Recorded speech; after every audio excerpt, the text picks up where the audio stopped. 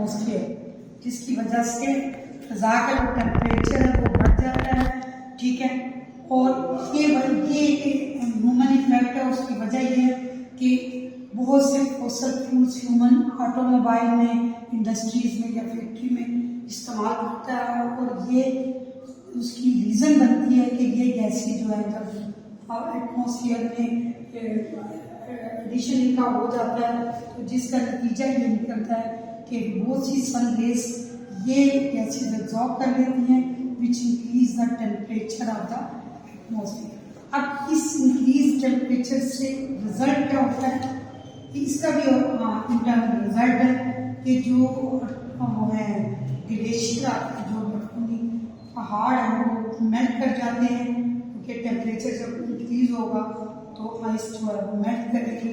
और ख़ास तौर पर पोलर रीजन जो यूरोपीय ममालिक है वहाँ की जो या जो हमारे कंट्री में जो पोलर रीजन है, जैसे जहाँ पर बर्फबारी होती है, उनकी कैप्स जो है, जो उनकी छुट्टियाँ जो हैं, उनकी बर्फ़ पिघलना शुरू हो जाएगी, जिससे किसका खतरा बढ़ जाएगा, फ्लड का, ठीक है, पानी का सैलाब का खतरा बढ़ जाएगा। तो उसका इम्पैक्ट जो है वो फिर बहुत फर्दर उसका बहुत ज़्यादा इम्पैक्ट होता है। तो global warming is the first serious impact, ठीक है, ऑफ द एटमॉस्फेयर या ऑफ द ह्यूमन बीइंग, जो इंसान असर कर रहा है, जिसका नतीजा ये ग्लोबल वार्मिंग है। Now the second is the acid rain. अब एसिड रेन तो होती है जैसे पानी है बारिश का, लेकिन जब ये रेन वाटर जो है जब फ़ज़ा से गुजरता है या हवा के साथ मिक्स होता है, तो that mix with the oxide of nitrogen and oxygen, ठीक, तो that result the acid rain become rain water become the acid, like the जब नाइट्रिक ऑक्साइड जो है वो किसके साथ, वाटर के साथ रिएक्ट करेगी तो क्या बनाएगी, नाइट्रिक एसिड। इसी तरह जब ऑक्सीजन इसके साथ रिएक्ट करके नाइट्रिक ऑक्साइड बनाएगी, और नाइट्रिक ऑक्साइड जब वाटर के साथ रिएक्ट करेगी तो वो नाइट्रिक एसिड बनाएगी। इसी तरह हाइड्रोजन जो है वो कार्बन डाइऑक्साइड, एक कार्बन डाइऑक्साइड भी है जो ये ऑक्साइड है, ऑक्सीजन कार्बन का, और कार्बन का जब मिलेगा तो ये भी क्या बनाएगा, कार्बोनिक एसिड। दैट्स मीन के rain water when passed through the air, it mixed with the oxide of nitrogen and carbon, which result in the rain of the water become acid. That means इसकी जो pH value, अब pH क्या होती है, pH का concentration unit of to measure concentration unit of acid और base। ये हमें इसकी यूनिट से हमें पता चलता है, कि इसकी स्टेज से पता चलता है कि कितना वो कोई चीज़ एसिडिक या बेसिक है। दैट्स मीन के जैसे कि 1 से लेकर 7 तक आपका वैल्यू जो होती है वो एसिडिक होती है, जो शो करता है पीएच वैल्यू एसिडिक, और 7 से 14 तक वैल्यू शो करता है बेसिक, ठीक है। तो पीएच लेवल जो है ना वो ऐसे कहाँ से चला जाता है, 3 to 7 चला जाता है, एसिडिक रेन एसिड का वैल्यू बढ़ जाता है, ठीक है। अब इसका असर क्या होता है, इसका असर बहुत ज़्यादा होता है। मसलन मैंने इसको कैटेगराइज कर दिया, ठीक है। पहला असर जो उसने इसका इम्पैक्ट बताया, ये देखें, ये आप कहेंगे एसिड रेन भी किस वजह से होती है, ये इन गैसेस की वजह से, और ये गैसेस दरअसल रिलेटेड है किसके साथ, ह्यूमन, यानी ह्यूमन जब लूटेड करते हैं एयर को by adding the carbon dioxide and nitric oxide, कैसे, जैसे फॉसिल फ्यूल का इस्तेमाल करते हुए ऑटोमोबाइल यानी गाड़ियों में, फिर फैक्ट्रीज में, तो हम हवा को क्या कर देते हैं, पोल्यूट कर देते हैं, जिसका नतीजा जो है वो एसिड रेन होता है, ठीक है। अब ये एसिड रेन जो है वो कैसे इंटर्न जो है वो इम्पैक्ट करती है बाकी चीज़ों पर। मसलन ज़्यादातर एसिड रेन का पानी जो है ना वो डेंजरस होता है, किसके लिए, एक्वेटिक एनिमल, क्योंकि जो एक्वेटिक एनिमल की जो खुराक होती है या उनकी जो न्यूट्रिएंट होते हैं, they are dissolve in water, water pH low, that's mean कि एक्वेटिक लाइफ को जो है वो खतरा हो जाता है, क्योंकि लोअर पीएच में जो है एक्वेटिक लाइफ एग्जिस्ट नहीं करती, जिससे उनकी डेथ का खतरा बढ़ जाता है। ठीक है, तो एक एक्वेटिक लाइफ को एसिड रेन जो है वो डैमेज करती है। नो, सेकेंड इज द कि जो एसिड रेन है it is the source of wash out nutrient. जो जमीन के अंदर न्यूट्रिएंट होते हैं जिन्हें पौधों ने प्लांट ने एब्जॉर्ब करना होता है और फिर सिंथेसिस के जरिए उन्होंने मेक देयर ओन फूड्स, उन्होंने अपनी खुराक को बनानी होती है।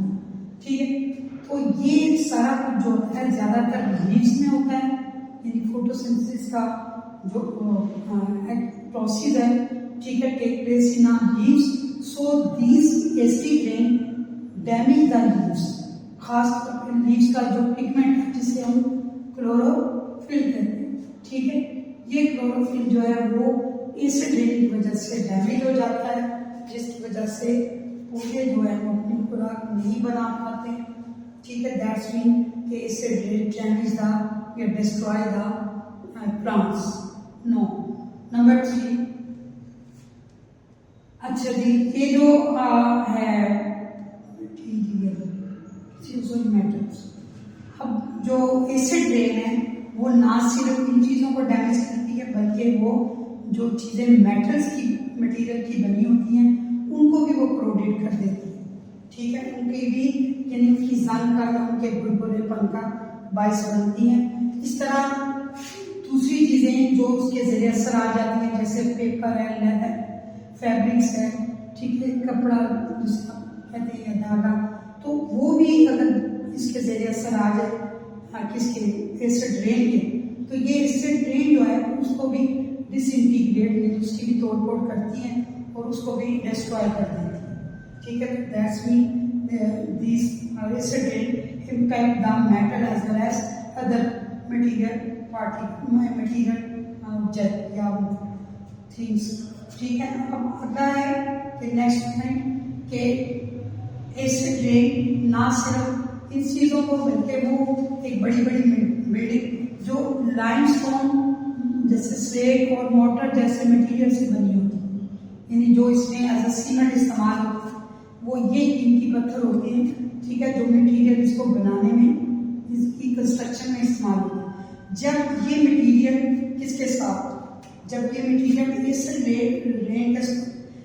रेन के साथ जो है वो रिएक्ट करता है तो वो इसको डिसॉल्व कर देता है, जिससे बहुत सी जो मज़ारात हैं या इमारतें हैं, बिल्डिंग हैं, ठीक है, वो क्या हो जाती हैं, वो क्रोडेड यानी भुरभुरी हो जाती हैं या कहने डल हो जाती हैं या ख़राब हो जाती हैं। ठीक है, जैसे आपकी बुक में उसने मिसाल दी है कि ताजमहल जो एक खूबसूरत ब्यूटीफुल बिल्डिंग थी, उसको भी एसिड रेन ने या एक्सप्लोटेड एयर के थ्रू एसिड रेन ने ताजमहल जैसी बिल्डिंग को भी डिस्ट्रॉय या खत्म कर दिया। नंबर 3 है डिफॉरेस्टेशन। डिफॉरेस्टेशन जैसे फॉरेस्टेशन का मतलब है कि जंगलात लगाना और डिफॉरेस्टेशन है मीन क्लियरिंग या कटिंग ऑफ द फॉरेस्ट, यानी आपने अपनी ज़रूरियात के लिए अपनी इकोनॉमिकल एडवांटेज के लिए आपने क्या किया है, फॉरेस्ट या दरख्तों को काटना शुरू कर दिया। ठीक है, जैसे एग्रीकल्चर के लिए आपको चाहिए तो आपने अपनी फसलें वगैरह ग्रो करनी है। ठीक है, तो उसके लिए आपको लैंड चाहिए या आपने ट्री को कटिंग कर दिया। खास तौर पर जो है वो forestation mean cutting of tree होगी। ठीक है, इसके अलावा रोड के लिए रेल ट्रैक जो लकड़ी का या फर्नीचर के लिए या बर्निंग ऑफ फूड जो कुकिंग पर्पस के लिए इस्तेमाल होता है। तो ये सारी सब चीज़ों के लिए हमने क्या किया है, कटिंग ऑफ ट्री किया या क्लियरिंग ऑफ फॉरेस्ट किया, जिसका रिजल्ट क्या होता है कि एक तो आ गया कि जो फॉरेस्ट है या जो ट्री हैं वो करते हैं सोर्स ऑफ रेन का बायस बनते हैं। ठीक है, और इसके अलावा जो है वो पोल्यूशन को भी कम करते हैं। तो उसका ये नतीजा होता है कि एक तो ये भी डिफॉरेस्टेशन का असर होता है, दूसरा ये कि खास तौर पर lost of habitat of animal, बहुत से जानदार, छोटे छोटे परिंदे और दूसरे जो एनिमल हैं वो जंगलात में ही रहते हैं, ठीक है। वही उनकी वो शेल्टर होती है और वही उनकी खुराक का भी जो होता है। तो ये जो है उनका मस्कन जो है वो आप लॉस कर देते हो जब आप क्या करते हो, डिफॉरेस्टेशन में, ठीक है। एक तो ये लॉस होता है, तो उसका नतीजा ये उसका इम्पैक्ट होता है। अब ये जो डिफॉरेस्टेशन है ये भी कौन ज़रूरत के लिए, ये भी ह्यूमन बीइंग जो है वो अपनी ज़रूरियात के लिए इसको कटिंग कर रहे हैं, जिसका असर जब देखिए कहाँ तक जा रहा है, ठीक है। इसके अलावा आप क्या हो जाती है, जब बारिशें कम होंगी, ठीक है, तो फसलों पर भी असर होगा, फ्लड आएंगे। जब अगर क्या नहीं है, अगर आप दरख्तों को काट देंगे तो फूड की कमी हो जाएगी, ड्रॉट जो है वो इसका बायस बनेंगे, ठीक है। ग्लोबल वार्मिंग बनेंगे, सॉइल रेन के लिए जो अपर सरफेस की जो मिट्टी होती है वो पौधों के लिए बहुत अच्छी है, लेकिन जब वो जो प्लांट होते हैं उसको चक्र के रखते हैं, उसको पकड़ के रखते हैं मिट्टी को। तो अगर वो दरख्त नहीं होंगे तो उसकी रूट्स इसको इस मिट्टी को पकड़ नहीं सकेंगे, जिसका असर जो है वो क्रॉप्स, ठीक है। तो ये डिफॉरेस्टेशन जो है फूड की कमी खासतौर पर बनेगी, ठीक है। और इसके अलावा ये सॉइल और रेन होगा तो इसका असर, ठीक। ड्रॉट भी एक कहत है जिसका मतलब ये है कि जब दरख्त नहीं होंगे तो बारिशें कम होंगी, जिसका मतलब है कि क्रॉप्स नहीं होंगे और टेम्परेचर बढ़ेगा, क्योंकि ट्रीज जो हैं या पौधे जो हैं वो आपको पता है कि क्या करते हैं, ये कूलिंग इफेक्ट पैदा करते हैं, ठीक है। यानी बहुत सी गर्मी को जो है वो एब्जॉर्ब कर लेते हैं हीट को, तो ग्लोबल वार्मिंग का भी बायस बनेंगे, जिसका असर जो है वो क्या हो सकता है कि सॉरी, हाँ जी सॉरी, ठीक है, फ्लड का, ठीक है।